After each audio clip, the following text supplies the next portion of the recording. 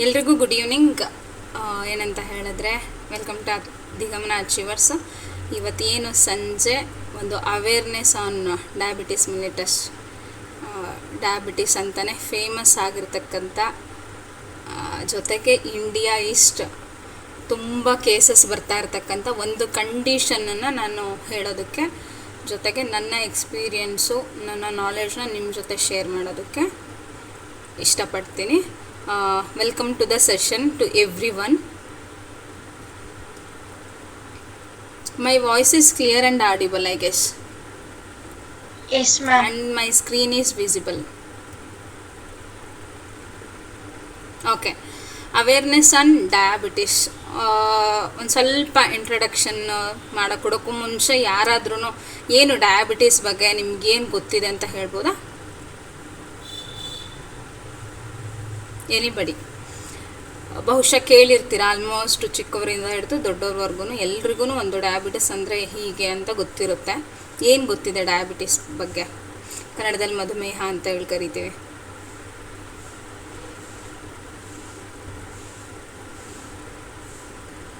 Anybody?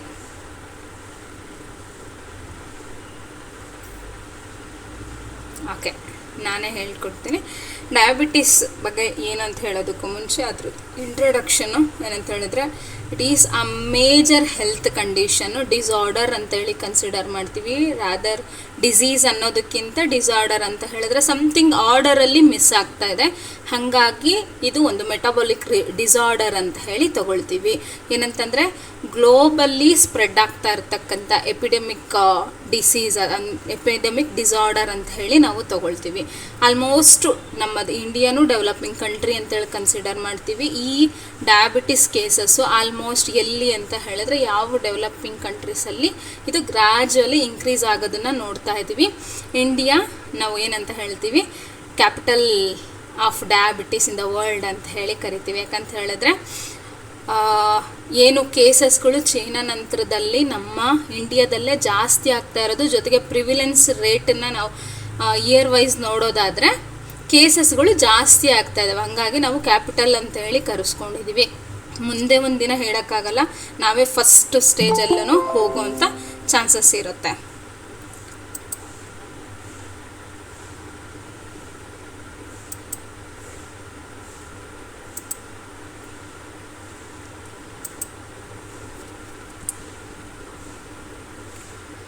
ಇದ್ರದ್ದು prevalence rate ನೋಡೋದಾದರೆ ಏನು NCD ನಾನ್ ಕಮ್ಯುನಿಕಬಲ್ ಡಿಸೀಸ್ ಮಾನಿಟರಿಂಗ್ ಸರ್ವೆ ಒಳಗೆ, ಅಂದರೆ ಯಾವ್ಯಾವ ಸ್ಪ್ರೆಡ್ ಆಗದೇ ಇರತಕ್ಕಂಥ ಡಿಸೀಸ್ ಸರ್ವೆಗಳು ನಡೀತದೆ, ಆ ಸರ್ವೆ ಪ್ರಕಾರ 2018ರಲ್ಲಿ 9.3% ಇತ್ತು. ಅದೇ ನಂತರದಲ್ಲಿ 2021ನಲ್ಲಿ ನೋಡಿದಾಗ 9.6%.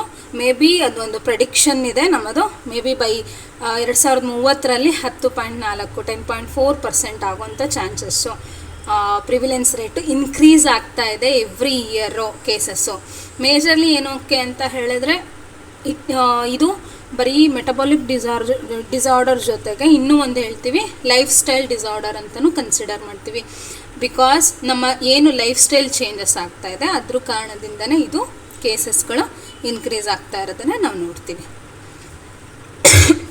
ಮೊದಲನೇದಾಗಿ ಡಯಾಬಿಟಿಸ್ ಮಿಲಿಟಸ್ ಅಥವಾ ಡಯಾಬಿಟಿಸ್ ಅಂದ್ರೇ ಏನಂತ ಹೇಳಿದ್ರೆ, it is a chronic metabolic disorder ಅಂತ ಹೇಳಿ ಕರಿತೀವಿ.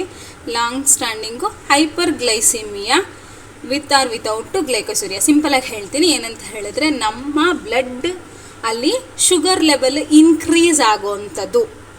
ಯಾಕೆ ಇದು ಇನ್ಕ್ರೀಸ್ ಆಗುತ್ತೆ? ಹಾಗಾದರೆ ನಮಗೇನು ಗ್ಲೂಕೋಸು ಪ್ರೊಡ್ಯೂಸ್ ಆಗುತ್ತೆ, ಹೆಂಗೆ ಇದಾಗುತ್ತೆ, ಹೆಂಗೆ ಇನ್ಕ್ರೀಸ್ ಆಗುತ್ತೆ ಅನ್ನೋದನ್ನು ನಾನು ಸಿಂಪಲಾಗಿ ಹೇಳ್ಕೊಡ್ತೀನಿ. ಏನಂತ ಹೇಳಿದ್ರೆ, ನಮಗೆ ಗೊತ್ತು, ನಾವು ಎಲ್ಲರೂ ಫುಡ್ಡನ್ನು ತೊಗೊಳ್ತೀವಿ. ಫುಡ್ಡು ನಮ್ಮ ಬಾಡಿಗೆ ಸೇರಿದಾಗ ಇಟ್ ಶುಡ್ ಬಿ ಟರ್ನ್, ಅದು ಹೆಂಗೆ ಟರ್ನ್ ಆಗಬೇಕು ಅಂತ ಹೇಳಿದ್ರೆ in the form of energy. ನಮಗೇನು ರುಟೀನ್ಗಳನ್ನು ಮಾಡಬೇಕಾಗುತ್ತೆ, ಆ ರುಟೀನಿಗೆ ಬೇಕಾಗಿರ್ತಕ್ಕಂಥ ಎನರ್ಜಿಯಾಗಿ ಪ್ರೊಡ್ಯೂಸ್ ಮಾಡ್ತಕ್ಕಂಥದ್ದು ಒಂದು. ಏನು ನಾವು ಫುಡ್ಡನ್ನು ತೊಗೊಳ್ತೀವಿ, ಗ್ಲೂಕೋಸನ್ನು ತೊಗೊಳ್ತೀವಿ, ಆವಾಗ ನಾವು ತೊಗೊಂಡಿದ್ದ ತಕ್ಷಣವೇ ನಮ್ಮ ಪ್ಯಾಂಕ್ರಿಯಾಸಲ್ಲಿ ಇನ್ಸುಲಿನ್ನು ಬೀಟಾ ಸೆಲ್ಸ್ ಏನು ಮಾಡ್ತವೆ, ಇನ್ಸುಲಿನ್ನ ಪ್ರೊಡ್ಯೂಸ್ ಮಾಡ್ತವೆ.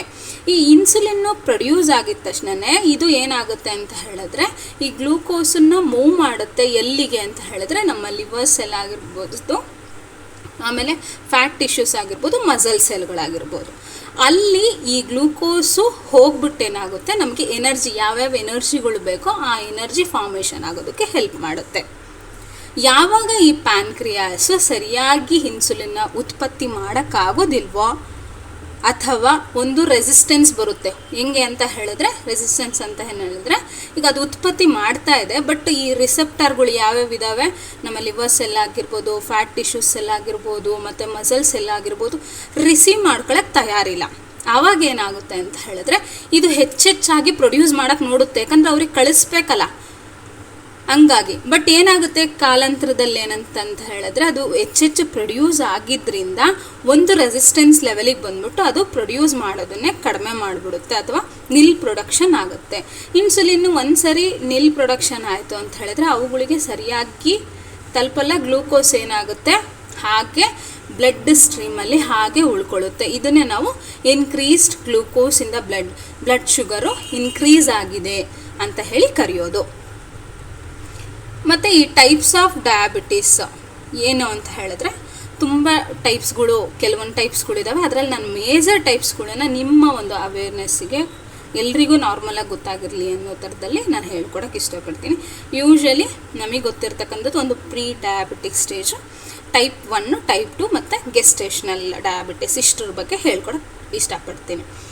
ಮೊದಲನೇದಾಗಿ ಟೈಪ್ 1 ಡಯಾಬಿಟಿಸ್. ಟೈಪ್ 1 ಡಯಾಬಿಟಿಸು ನಾವು ಮುಂಚೆ ಇದನ್ನು ಜುವೆನೈಲ್ ಡಯಾಬಿಟಿಸ್ ಅಥವಾ ಇನ್ಸುಲಿನ್ ಡಿಪೆಂಡೆಂಟ್ ಡಯಾಬಿಟಿಸ್ ಅಂತ ಹೇಳಿ ಕರಿತಾ ಇದ್ವಿ.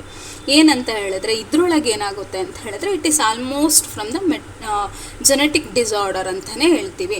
ಯಾರು ಇನ್ನು ಯಂಗರ್ ಏಜಲ್ಲಿ ಚಿಕ್ಕ ಮಕ್ಕಳಿಗೆ ಬರ್ತಕ್ಕಂಥ ಒಂದು ಡಯಾಬಿಟಿಸ್ ಕಂಡೀಷನು.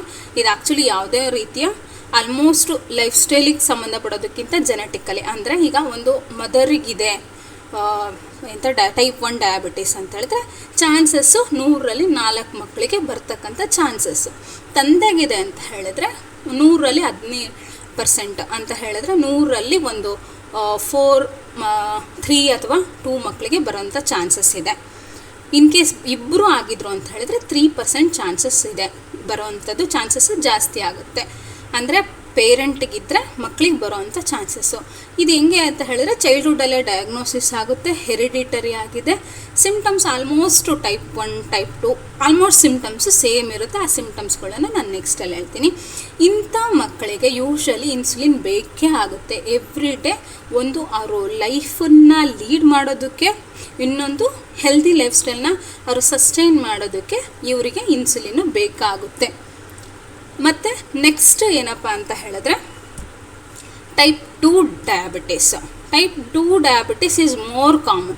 ಈಗಂತೂ ಯಂಗರ್ ಜನ್ರೇಷನಲ್ಲಿ ಜಾಸ್ತಿ ಬರ್ತಾ ಇರ್ತಕ್ಕಂಥದ್ದು. ಮುಂಚೆ ಎಲ್ಲ ನಾವು ಒಂದು ಏಜ್ ಆದಮೇಲೆ ಆಫ್ಟರ್ 35, 40, 45 ಆದಮೇಲೆ ನೋಡ್ತಾ ಇದ್ದಿದ್ದಕ್ಕಂಥದ್ದು.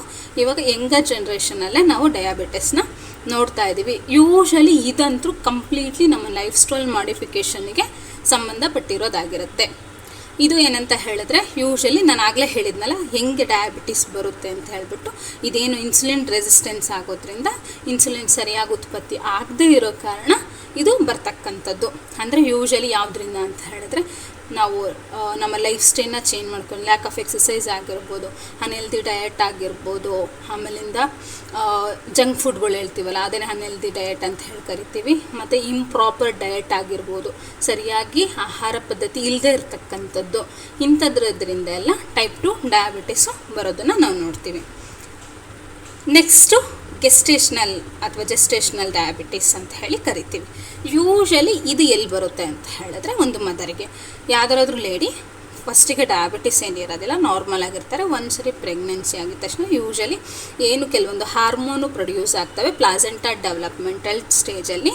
ಪ್ರೆಗ್ನೆನ್ಸಿ ಟೈಮಲ್ಲಿ ಮಾತ್ರ ಬರ್ತಕ್ಕಂಥ ಡಯಾಬಿಟಿಸ್ನ ನಾವು ಜೆಸ್ಟೇಷನಲ್ ಡಯಾಬಿಟಿಸ್ ಅಂತ ಹೇಳಿ ಕರಿತೀವಿ. ಯೂಶ್ವಲಿ ಇದು ಏನಂತ ಹೇಳಿದ್ರೆ, ವುಮೆನ್ನು ಈ ಬಂದಿರತಕ್ಕಂಥ ಡಯಾಬಿಟಿಸು ಕ್ಯೂರ್ ಆಗುತ್ತೆ. ಒಂದ್ಸರಿ ಡೆಲಿವರಿ ಆಗಿದ ತಕ್ಷಣವೇ ಮಗು ಏನು ಡೆಲಿವರಿ ಆಗುತ್ತೆ, ಅದಾದಮೇಲೆ ಸ್ವಲ್ಪ ದಿನದಲ್ಲೇ ಅವರಿಗೆ ಈ ಡಯಾಬಿಟಿಸು ಬರೋದಿಲ್ಲ. ಇನ್ ಕೇಸ್ ಅವರು ಸರಿಯಾಗಿ ಮೇಂಟೈನ್ ಮಾಡಿಲ್ಲ ಅಂತ ಹೇಳಿದ್ರೆ ಚಾನ್ಸಸ್ ಇದೆ ಅದು ಫ್ಯೂಚರಿಗೆ ಟೈಪ್ 2 ಡಯಾಬಿಟಿಸ್ ಆಗಿ ಕನ್ವರ್ಟ್ ಆಗೋವಂಥದ್ದಕ್ಕೆ. ಲಾಸ್ಟ್ನೇದು ಪ್ರೀ ಡಯಾಬಿಟಿಕ್ ಅಂತ ಹೇಳಿದ್ರೆ, ಯೂಶ್ವಲಿ ತುಂಬ ಜನ at least 79 millions of patients are people are diagnosed with the pre diabetic. ಏನಂತ ಹೇಳಿದ್ರೆ ಪ್ರೀ ಡಯಾಬಿಟಿಕ್, ಇವೆಲ್ಲ ಒಂದು ವ್ಯಾಲ್ಯೂಸ್ ನಿಮಗೆ ಬೇಕಾಗುತ್ತೆ. ಏನು ಪ್ರೀ ಡಯಾಬಿಟಿಕ್ ಅಂದರೆ ವ್ಯಾಲ್ಯೂ ಏನಿರುತ್ತೆ, ಗ್ಲೂಕೋಸ್ ಲೆವೆಲ್ ಹೆಂಗಿರುತ್ತೆ ನಮ್ಮದು, ಶುಗರ್ ಲೆವೆಲ್ಲು ಅನ್ನೋದನ್ನು ನಾನು ಹೇಳ್ಕೊಡ್ತೀನಿ. ಅಂದರೆ ಪ್ರೀ ಡಯಾಬಿಟಿಕ್ ಅಂದರೆ about to get the diabetes ಅನ್ನೋದಕ್ಕೆ ನಾವು ಪ್ರೀ ಡಯಾಬಿಟಿಕ್ ಅಂತ ಹೇಳಿ ಕರಿತೀವಿ. ಟೈಪ್ 2 ಡಯಾಬಿಟಿಸ್ ಏನು ಆಗಬೇಕು ಅದಕ್ಕಿಂತ ಮುಂಚೆ ಬರ್ತಕ್ಕಂಥದ್ದು. ಇದು ಸೇಮ್ ನಮ್ಮದು ಅನ್ಹೆಲ್ತಿ ಈಟಿಂಗ್ ಹ್ಯಾಬಿಟ್ಸ್ ಆಗಿರ್ಬೋದು, ಇನ್ಅಡಕ್ವೇಟ್ ಎಕ್ಸಸೈಸ್ ಆಗಿರ್ಬೋದು, ಇವುಗಳಿಂದನೇ ಬರ್ತಕ್ಕಂಥದ್ದು. Next, how does diabetes transmit, ಹೆಂಗೆ ಟ್ರಾನ್ಸ್ಮಿಟ್ ಆಗುತ್ತೆ ಡಯಾಬಿಟಿಸು, ಎಲ್ರಿಗೂ ಹೆಂಗೆ ಬರುತ್ತೆ? ಒಂದು ಆಗಲೇ ಹೇಳಿದೆ, ಕೆಲವೊಂದು ಜೆನೆಟಿಕಲಿ ಬರೋಂಥ ಚಾನ್ಸಸ್ ಇದ್ದಾವೆ. ಇನ್ನೊಂದು ಅಂತ ಹೇಳಿದ್ರೆ ಪುವರ್ ಡಯಟ್ ಆಗಿರ್ಬೋದು, ಇನ್ಅಡಕ್ವೇಟ್ ಎಕ್ಸಸೈಸ್ ಆಗಿರ್ಬೋದು, ಇಂಪ್ರಾಪರ್ ಅನ್ಹೆಲ್ದಿ ಲೈಫ್ ಸ್ಟೈಲ್ ಆಗಿರ್ಬೋದು, ಇದರಿಂದ ಒಂದು ಬರುತ್ತೆ. ಅದಾದಮೇಲಿಂದ ಕೆಲವೊಂದು ಫ್ಯಾಕ್ಟರ್ಗಳು ಮ್ಯಾಟ್ರ್ ಆಗ್ತವೆ. ಒಂದು ಓವರ್ ವೆಯ್ಟ್ ಆಗಿರ್ತಕ್ಕಂಥದ್ದು, ಹೆಚ್ಚು ತೂಕ ಇರ್ತಕ್ಕಂಥದ್ದು, ನಮ್ಮದೇನು high B P, hypertension ಅಂತ ಹೇಳ್ತೀವಿ, ಹೈ ಬ್ಲಡ್ ಪ್ರೆಷರ್ ಆಗಿರ್ತಕ್ಕಂಥದ್ದು, ಕೊಲೆಸ್ಟ್ರಾಲ್ ಕಬ್ಬಿನಾಂಶ ಅಂತ ಹೇಳ್ತೀವಲ್ಲ ಅದರಲ್ಲಿ ಬೇಡದೇ ಇರತಕ್ಕಂಥದ್ದು, ಕೊಬ್ಬಿನ ಅಂಶಗಳು ಜಾಸ್ತಿ ಆಗ್ತಕ್ಕಂಥದ್ದು, ಇನ್ ಕೇಸ್ ಏನಾದರೂ ಫ್ಯಾಮಿಲಿ ಹಿಸ್ಟ್ರಿ ಇದ್ದರೆ ಅದರಿಂದ ಬರ್ತಕ್ಕಂಥದ್ದು. ಇದು ಗೆಸ್ಟೇಷನಲ್ಲೂ ಅಷ್ಟೇ, ಪ್ರೆಗ್ನೆನ್ಸಿ ಒಳಗೆ ಯಾರಾದರೂ ಫ್ಯಾಮಿಲಿ ಹಿಸ್ಟ್ರಿ ಇತ್ತು ಅಂತ ಹೇಳಿದ್ರೆ ಪ್ರೆಗ್ನೆಂಟ್ ಲೇಡಿಗೆ ಬರ್ತಕ್ಕಂಥ ಚಾನ್ಸಸ್ ಇರುತ್ತೆ. ಇವೆಲ್ಲ ಹೆಂಗೆ ಡಯಾಬಿಟಿಸು ಸ್ಪ್ರೆಡ್ ಆಗುತ್ತೆ ಅಥವಾ ಟ್ರಾನ್ಸ್ಮಿಟ್ ಆಗುತ್ತೆ ಒಂದರಿಂದ ಇನ್ನೊಂದು ಕಡೆಗೆ ಅಂತ ಹೇಳಿ. ಏನೇನು ಸಿಮ್ಟಮ್ಸ್ ಇರುತ್ತೆ, ಯಾರಾದರೂ ಹೇಳ್ಬೋದಾ ಏನೇನು ಸಿಮ್ಟಮ್ಸ್ ಇರುತ್ತೆ? ಆಲ್ಮೋಸ್ಟ್ ನೀವು ನೋಡಿರ್ತೀರ.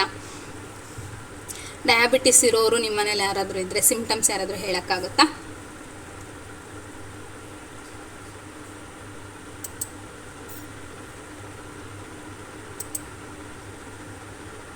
Anybody can unmute and talk.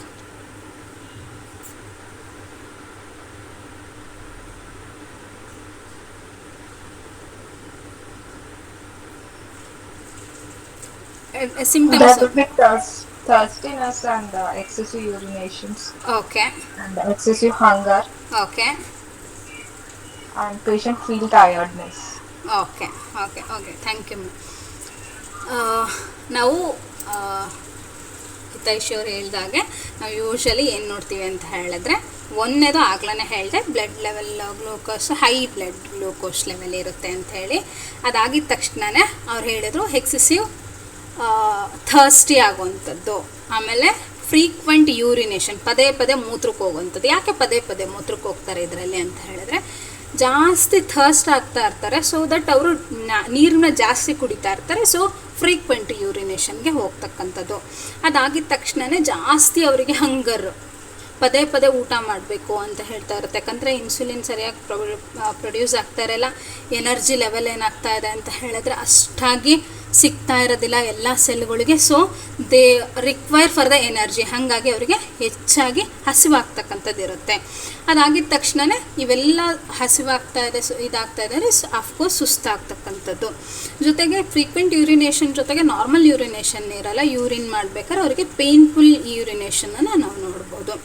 ಇವೆಲ್ಲ ಆಗ್ಬೇಕಾದ್ರೆ ಸರಿಯಾಗಿ ಎನರ್ಜಿ ಏನು ಪ್ರೊಡ್ಯೂಸ್ ಆಗೋದಿಲ್ಲ. ಆಮೇಲೆ ಏನಂತ ಹೇಳಿದ್ರೆ, ಇವಾಗ ಇನ್ ಕೇಸು ನಮ್ಮ ಪ್ಯಾನ್ಕ್ರಿಯಾಸ್ ಇನ್ಸುಲಿನ್ನ ಪ್ರೊಡ್ಯೂಸ್ ಮಾಡಿ ಸೆಲ್ಗಳಿಗೆ ಕಳಿಸ್ಲಿಲ್ಲ ಅಂತ ಹೇಳಿದ್ರೆ, ಬ್ಯಾಕ್ ಎಂಡಲ್ಲಿ ಪ್ಯಾನ್ಕ್ರಿಯಾಸ್ ಏನು ಮಾಡುತ್ತೆ ಅಂತ ಹೇಳಿದ್ರೆ, ಈ ಫ್ಯಾಟ್ ಟಿಶ್ಯೂ ಸೆಲ್ಗಳಿಗೆ ಅಥವಾ ಲಿವರ್ ಸೆಲ್ಗಳಿಗೆ, ಅಂದರೆ ಬ್ಯಾಕ್ ಎಂಡಲ್ಲಿ ನೀವು ನಿಮ್ಮ ಸೆಲ್ಗಳೇನಿದ್ದಾವೆ ಡಿವಿಷನ್ ಮಾಡಿ ಗ್ಲೂಕೋಸನ್ನ ಡಿವೈಡ್ ಮಾಡಿ ಬ್ರೇಕ್ ಡೌನ್ ಮಾಡಿ ಎನರ್ಜಿ ಕೊಡ್ರಿ ಅಂತ ಹೇಳಿರುತ್ತೆ.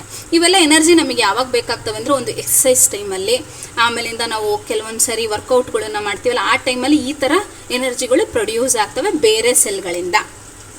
ಆ ಥರ ಬೇರೆ ಸೆಲ್ಗಳಿಂದ ಪದೇ ಪದೇ ನಮ್ಮದು ಎನರ್ಜಿ ಪ್ರೊಡ್ಯೂಸ್ ಆಗೋದ್ರಿಂದ ಏನಾಗುತ್ತೆ, ಫ್ಯಾಟ್ ಟಿಶ್ಯೂಸ್ ಎಲ್ಲ ಏನಾಗ್ತವೆ ಕಡಿಮೆ ಆಗೋದ್ರಿಂದ, ಟಿಶ್ಯೂಸು ಸೆಲ್ಗಳು ಏನಂತ ಹೇಳಿದ್ರೆ ಫ್ಯಾಟು ರೆಡ್ಯೂಸ್ ಆಗೋದ್ರಿಂದ ನಾವು ಕೆಲವೊಂದು ಸರಿ ನಾವೇನು ನೋಡ್ಬೋದು ಅಂತ ಹೇಳಿದ್ರೆ ವೆಯ್ಟ್ ಲಾಸನ್ನು ನೋಡ್ಬೋದು.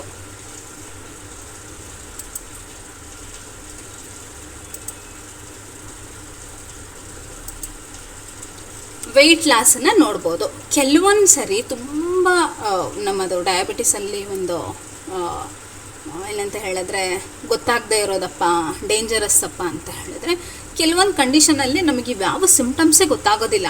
ಹಾಗಾಗಿ ಏನಾಗ್ತಾರೆ ಅಂತ ಹೇಳಿದ್ರೆ ಕೆಲವೊಂದು ಪೇಷಂಟು ಅಷ್ಟೊಂದು ಸಿಮ್ಟಮ್ಸ್ ಗೊತ್ತಾಗದೆ, ಇವಾಗೆಲ್ಲ ಅವೇರ್ನೆಸ್ ಬಂದುಬಿಟ್ಟಿದೆ ಎಲ್ರಿಗೂ ಸ್ವಲ್ಪ ಈ ಥರ ಹೋದರೆ ಈ ಥರ ಎಲ್ಲ ಸಿಮ್ಟಮ್ಸ್ ಬಂದರೆ ಡಯಾಬಿಟಿಸ್ ಇರ್ಬೋದೇನಪ್ಪ, ಚೆಕ್ ಮಾಡಿಸ್ಕೋಬೇಕು ಅನ್ನೋದು ಗೊತ್ತಾಗ್ಬಿಡುತ್ತೆ. ಕೆಲವೊಬ್ರಿಗೆ ಏನಾಗುತ್ತೆ ಅಂದರೆ ಹಿಡನ್ ಸಿಮ್ಟಮ್ಸ್ ಅಷ್ಟೊಂದು ಇರೋದೇ ಇಲ್ಲ.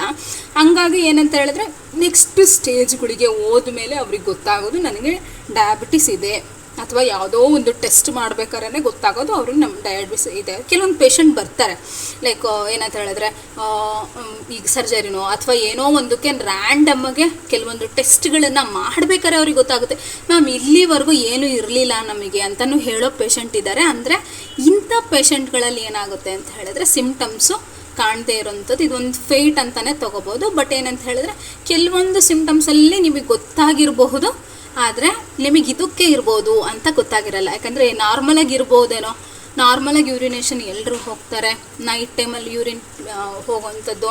ಬಟ್ ಏನಂತ ಹೇಳಿದ್ರೆ ಒನ್ ಟೈಮ್ ಏನಾದರೂ ಹೋಗ್ಬೋದು ನೈಟಲ್ಲಿ. ಬಟ್ ಅದಕ್ಕಿಂತ ಜಾಸ್ತಿ ಆಗ್ತಾಯಿದೆ.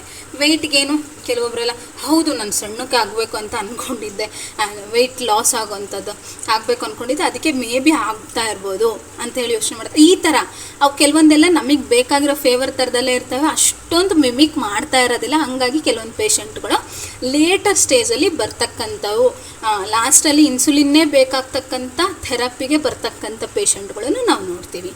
ಹಾಗಾದರೆ ಮತ್ತು usually symptoms almost type 1, type 2 ಮತ್ತು ಜೆಸ್ಟೇಷನಲ್ ಡಯಾಬಿಟಿಸ್ ಅಂತ ಹೇಳಿದ್ವಲ್ಲ ಅದರಲ್ಲೆಲ್ಲ ಆಲ್ಮೋಸ್ಟ್ ಸಿಮ್ಟಮ್ಸ್ ಸಿಮಿಲರ್ ಇರ್ತವೆ.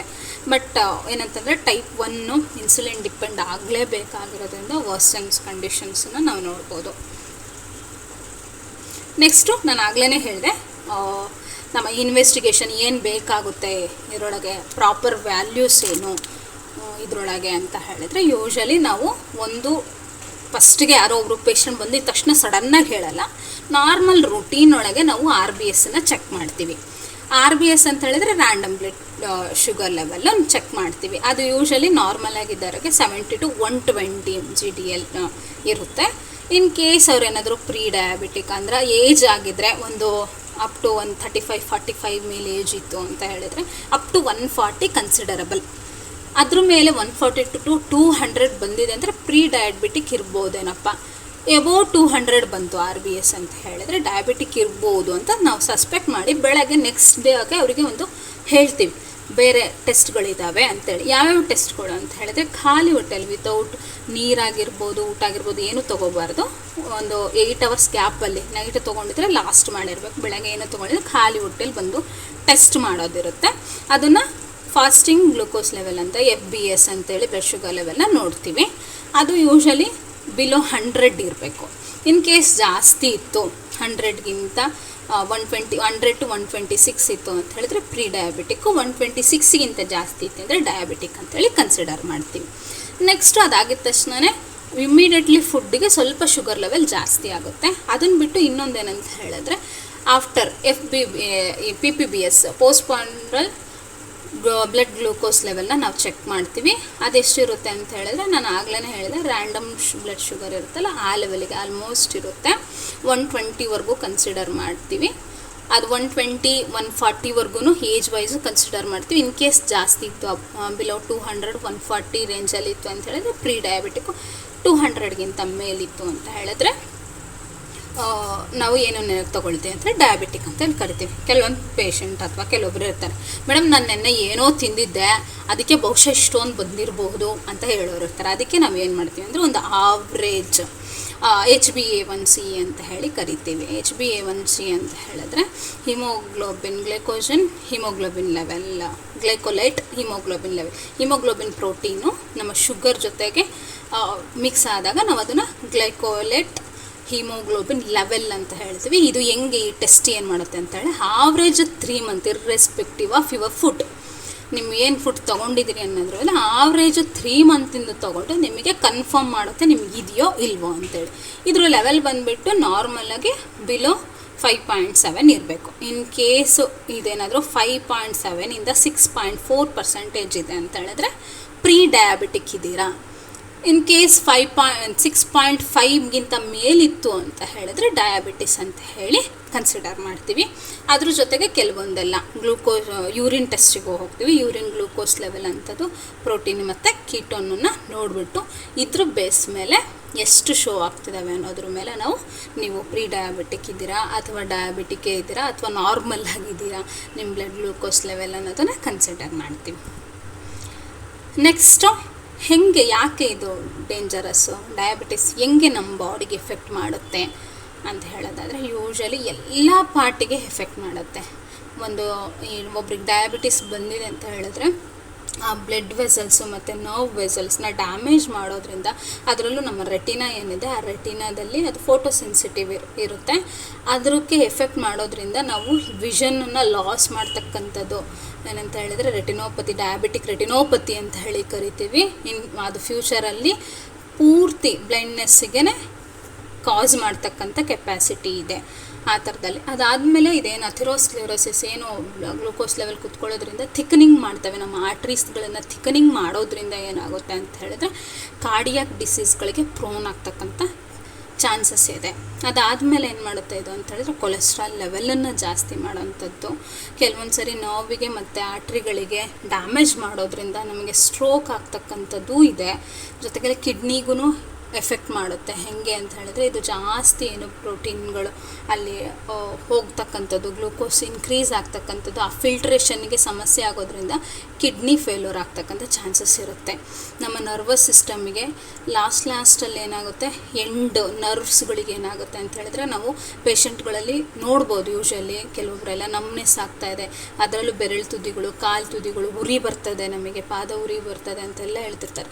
ಯೂಶಲಿ ನಾರ್ಮಲ್ ಜನಕ್ಕೂ ಬರುತ್ತೆ, ಬಟ್ ಇದರಲ್ಲಿ ಏನಾಗುತ್ತೆ ಅಂತ ಹೇಳಿದ್ರೆ ಸಿಂಪ್ಟಮ್ಸು ಜಾಸ್ತಿ ಇರುತ್ತೆ. ಅದ್ರ ಜೊತೆಗೆ ನಾವು ಇನ್ವೆಸ್ಟಿಗೇಷನ್ ಮಾಡಿದಾಗ ಬ್ಲಡ್ ಗ್ಲೂಕೋಸ್ ಲೆವೆಲ್ ಇನ್ಕ್ರೀಸ್ ಆಗಿರುತ್ತೆ.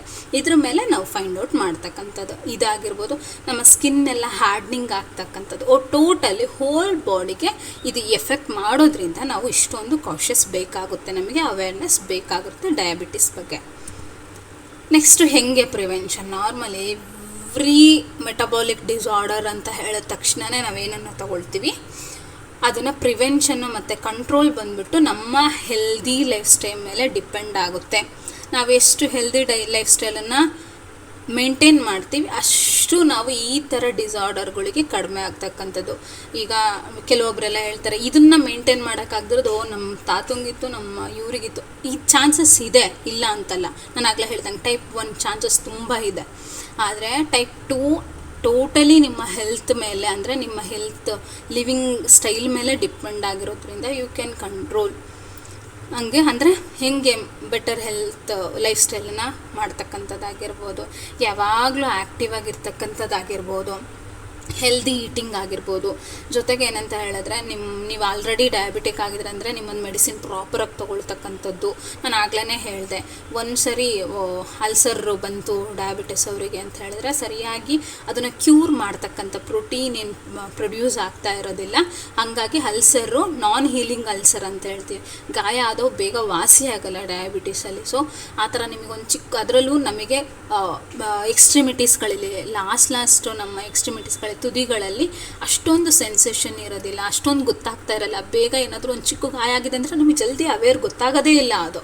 ಹಾಗಾಗಿ ಅದು ದೊಡ್ಡ ಗಾಯ ಆಗಿ ಅಲ್ಸರ್ ಆಗಿ ಪರಿಣಾಮ ಬೀರುತ್ತೆ. ಆವಾಗ ರಿಕವರು ಅಥವಾ ಹೀಲ್ ಆಗುವಂಥದ್ದು ತುಂಬ ಟೈಮ್ ತಗೊಳುತ್ತೆ, ಅಥವಾ ಕೆಲವೊಂದು ಹಾಗೆ ಉಳಿದೋಗ್ತಕ್ಕಂಥ ಚಾನ್ಸಸ್ಗಳು ಇರ್ತವೆ.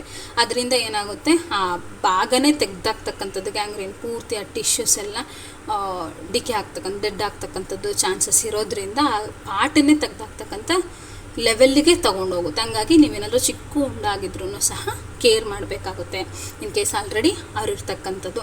ಜೊತೆಗೆ ಏನಂತ ಹೇಳಿದ್ರೆ ಫ್ರೀಕ್ವೆಂಟಾಗಿ ಒಂದು ಏಜಿಗೆ ಬಂದಿದ್ದೀವಿ ಅಂತ 30-35, ಈ ಮುಂಚೆ ಎಲ್ಲ 45 ಎಬೋ 50 ಎಬೋ ನಾವು ಹೇಳ್ತಿದ್ವಿ, ಬಟ್ 30-35 ಎಬೋ ಇರೋರೆಲ್ಲ ಫ್ರೀಕ್ವೆಂಟಾಗಿ ನೀವೇನಾದರೂ ಟೆಸ್ಟ್ಗಳನ್ನು ಮಾಡಿಸೋದು ಬೆಟರ್ ಈಗ.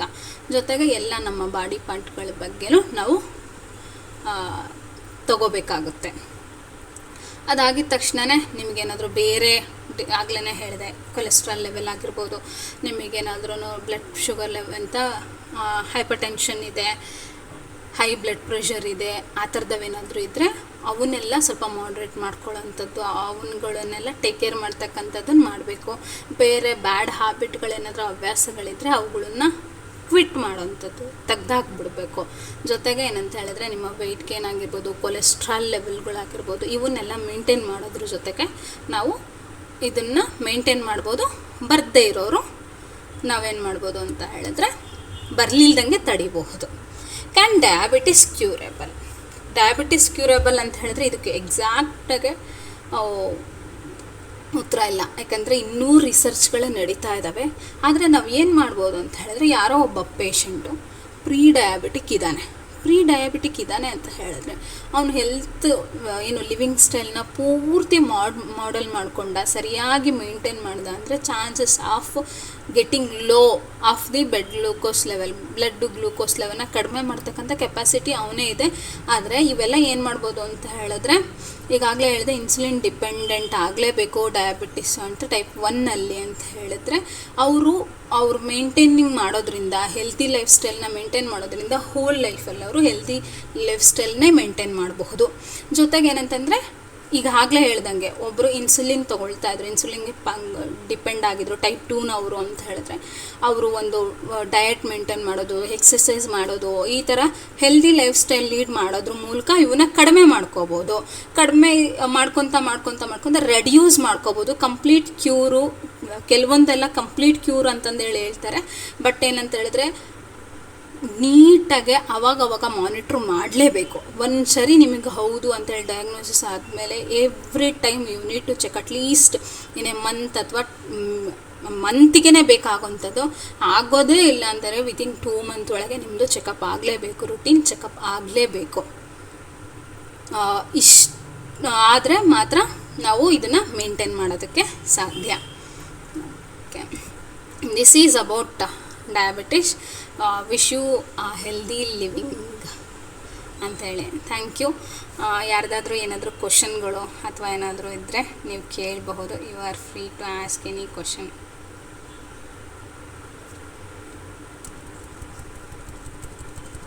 ಏನಾದರೂ ಡೌಟ್ ಇದ್ದರೆ ಕೇಳ್ಬೋದು.